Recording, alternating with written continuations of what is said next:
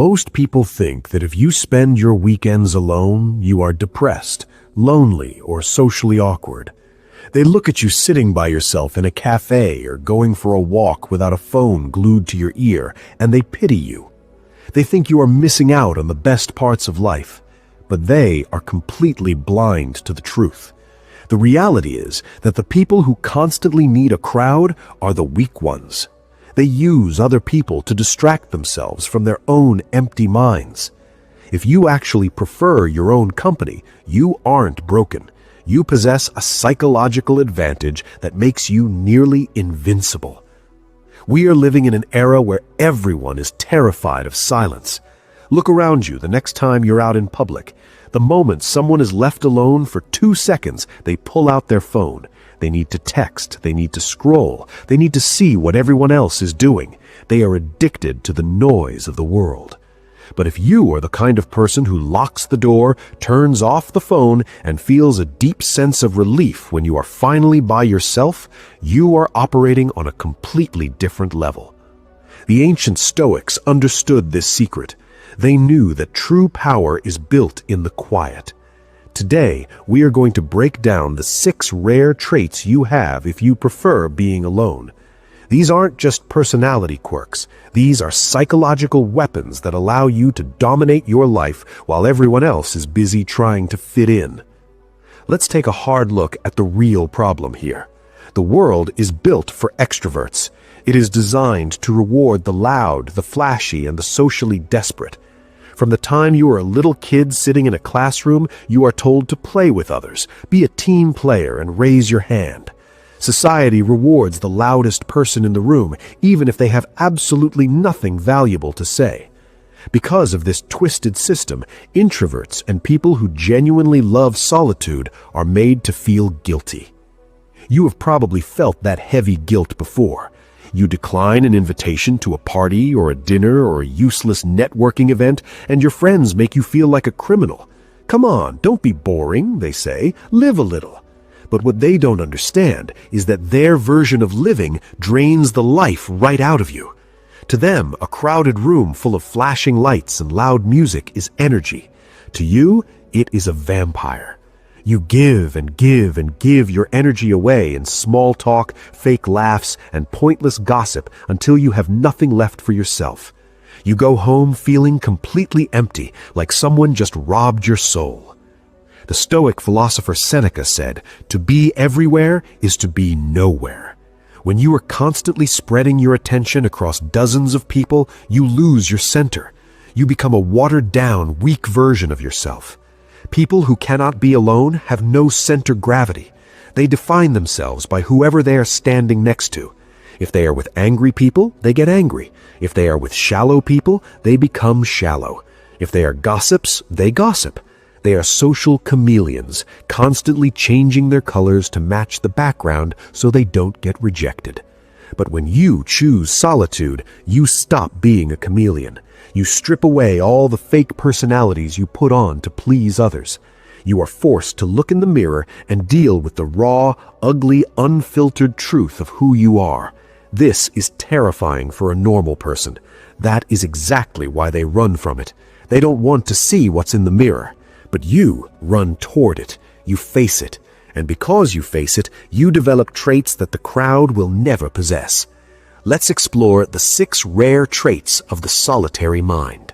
Trait number 1. You have an ironclad emotional filter. When you spend a lot of time alone, you stop catching other people's emotional viruses. Psychology calls this emotional contagion. Think about how easily a group of people can panic. One person in an office gets anxious about a rumor, and suddenly the whole room is anxious. One person starts complaining about the boss, and within 5 minutes, everyone is angry and bitter. Emotions spread through a crowd like a fire in a dry forest. But you have built a massive brick wall against that fire. Because you process your emotions in private, you learn how to handle them yourself. You don't need to call 3 different friends to cry about a bad day at work so they can validate you. You sit with the bad day. You analyze it. You figure out what went wrong, and you let it go. This gives you an incredibly high level of emotional autonomy. You are the sole author of your mood. If you decide to be calm, you stay calm, even if the world is falling apart around you. The Stoics called this building the inner citadel, an invisible fortress inside your mind that no outside force can penetrate. Because you prefer your own company, you have fortified this citadel with steel. When someone insults you, it doesn't immediately crush your self-esteem because your self-esteem isn't tied to their opinion. You have spent enough time alone to know exactly what your worth is. You don't need a crowd to clap for you to feel valuable, which means a crowd cannot destroy you when they decide to boo. You are emotionally bulletproof. Trait number 2. You possess radical authenticity.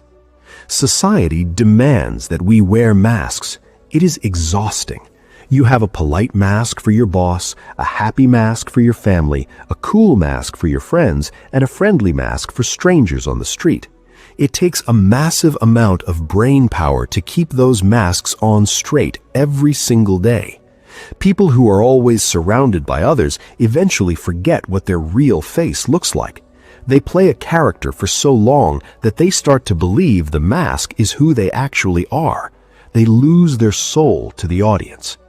But when you're alone, the mask comes off. There is no audience. There is no one to impress. There is no one to judge you for how you look, how you sit, or what you think. You can sit in your messy room wearing your oldest, ugliest clothes and just exist. You don't have to perform for anyone. Because you spend so much time without the mask, you become radically authentic. You know your dark side. You know your deep flaws. You know your weird habits. And you have accepted them. This makes you extremely intimidating to fake people. When you walk into a room, you bring that quiet, unbothered energy with you. You don't force a laugh if a joke isn't funny. You don't nod and agree with a stupid opinion just to avoid an argument. You speak your mind, or you don't speak at all. You prefer solitude because solitude is the only place where absolute truth exists. And once you get a taste of that pure truth, you can never go back to the fake, plastic reality that most people live in. Trait number 3.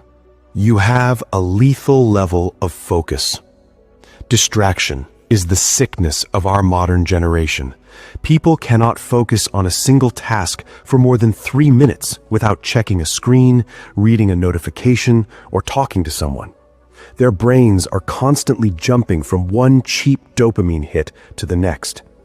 To achieve anything great in this life, whether it is building a profitable business, getting your body in elite shape, writing a book, or mastering a difficult skill, you need deep, uninterrupted focus. You need to be able to lock yourself in a quiet room and go to war with your goals. You naturally have this ability because you actually like being in that room. While everyone else is complaining about being bored on a Friday night, you are using the silence to build your empire. You understand the Stoic principle of focusing only on what is in your control. The noise of the crowd is completely out of your control. The drama of the world, the news, the gossip, all of that is out of your control. But your effort, your daily discipline, your focus, that is 100% in your control. And you exercise that control in the quiet hours when no one else is watching. This trait makes you a lethal competitor in the real world. While your competition is out drinking at a bar, trying to numb the pain of a mediocre life, you are at home, working. You are sharpening your sword. You are studying. You are preparing for the future. You don't need a cheerleader to tell you to keep going. Your motivation comes from the inside out, not the outside in. Trait number 4. You are a master observer. When you aren't busy talking and trying to dominate the conversation, you start watching. People who are always talking are practically blind. They are so obsessed with what they are going to say next and how they look saying it that they miss everything happening around them. Because you are perfectly comfortable being the quiet one in the corner, you sit back and observe. You watch the body language of the people in the room. You see the hidden motives behind their words. You notice how the guy who talks the loudest and brags the most is actually the most deeply insecure person there. You see how the people who post the most about their perfect relationships online are the ones who are quietly miserable in real life. You are sitting in a watchtower, looking down at the maze, while everyone else is lost inside of it. This master observation makes you incredibly difficult to manipulate. Con artists, toxic partners, and users always target those who are desperate for attention. They target the people who talk too much because those people give away all their secrets, their fears, and their weaknesses. But when a toxic person tries to play mind games with you, they hit a solid brick wall. You don't give them any ammunition to use against you. You just stare at them, reading their every move, predicting what they will do next. You prefer to be alone because it keeps your vision sharp and clear. The moment you get too involved in the loud crowd, your vision gets blurry. You stay on the edge so you can see the whole board. You refuse to be a pawn in the game. You watch the players and you figure out how to win. Trait number 5. You have a massive tolerance for discomfort. Being alone is not always peaceful. Let's be brutally honest about this. Sometimes the silence gets incredibly loud. Sometimes your own thoughts turn against you. When you are alone in the dark, all your past mistakes, all your regrets, and all your deepest fears bubble up to the surface.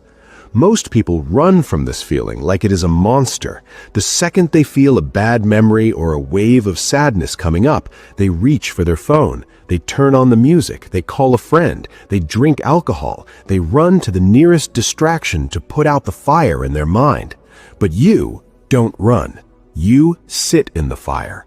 You let the uncomfortable thoughts hit you. You process the grief. You process the anger. You analyze your failures without making cheap excuses. You look at your own demons straight in the eyes. This is the ultimate Stoic practice of facing reality head-on. You use your solitude as a hot furnace to burn away your weakness. Because you have faced your own darkest thoughts in an empty room, nothing the outside world can do will ever truly scare you. You have already survived the worst enemy you will ever face, your own mind. When real life throws a tragedy at you, you don't crumble into pieces. You have a massive tolerance for emotional pain because you have trained for it in the dark. You are heavily calloused. You are battle-tested in the private arena of solitude, which makes you a warrior in public. Trait number 6. You protect your energy like a billionaire protects their money. Time and energy are the two most valuable resources on the planet. You can always make more money, but you can never make more time, and your daily energy meter is limited. People who hate being alone give their energy away for free to anyone who asks for it. They go to events they secretly hate, they talk to people they don't even respect, and they do massive favors for people who just use them. They are totally bankrupt in their soul. Because you love your alone time, you treat it like gold. You are ruthless with your boundaries. If someone wants your time, they have to earn it. You don't say yes out of guilt. You don't show up to places out of a sense of fake obligation. You say no easily, calmly, and without any apology. No, I can't make it to your party. No, I am not going to listen to you gossip about our coworkers. No, I am staying in tonight to read. This is the ultimate flex of true freedom. You control access to your life. The Stoic emperor Marcus Aurelius said, "It is essential that you remember that the attention you give to any action should be in due proportion to its worth." You do not waste million-dollar energy on 10-cent people. You protect your peace at all costs.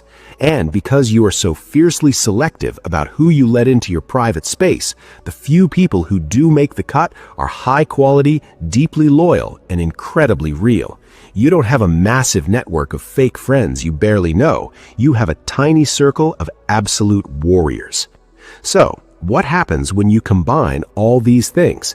What happens when you have emotional autonomy, radical authenticity, lethal focus, master observation, high tolerance for pain, and fierce boundaries? You become completely untouchable.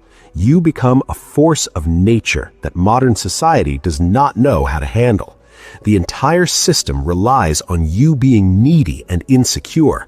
The marketing industry needs you to feel ugly, so you buy their expensive clothes. The entertainment industry needs you to feel bored, so you binge watch their shows. Social media needs you to feel lonely, so you keep clicking on their ads. The whole world economy is built on the fact that human beings are desperate for distraction and validation from the crowd. When you choose to be alone and you actually enjoy it, you break the system. You step completely off the hamster wheel. You take all that power back into your own hands.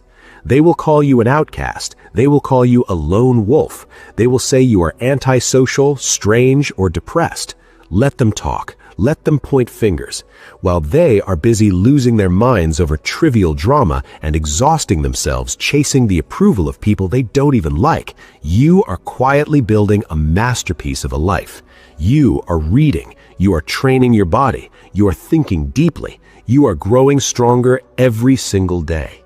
The mighty oak tree does not grow in a crowded, noisy greenhouse. It grows out in the open, alone, enduring the freezing wind, the heavy rain, and the burning sun. The violent storms do not kill the tree. They just force the roots to go deeper into the earth so it can stand taller. Your solitude is your soil. It is where your roots go deep. Do not ever apologize for wanting to be by yourself. Do not let anyone make you feel guilty for canceling plans just to stay home, drink a cup of coffee, and sit in total silence. You are not missing out on the world. You are actively protecting your inner world from the garbage. The next time someone looks at you with pity because you are sitting alone at a restaurant or walking alone in the park, just smile to yourself. You know a secret that they don't. You know that the person sitting across from them, the person they are so desperately trying to impress with their loud stories and fake smiles, is just a distraction from the terrifying empty void inside their own head. You have conquered that void. You have made friends with the silence. The Stoics taught us that a person who is at peace with themselves is at peace with the entire universe. You don't need the universe to entertain you because you are already enough. Keep your circle small. Keep your mind sharp. Keep your boundaries made of solid steel. The world will constantly try to drag you back down into the noise, the drama, and the chaos, but you must hold your ground. The power of the quiet mind is the greatest weapon you will ever possess. If you are ready to master your solitude and build a mind made of iron, subscribe to the channel right now.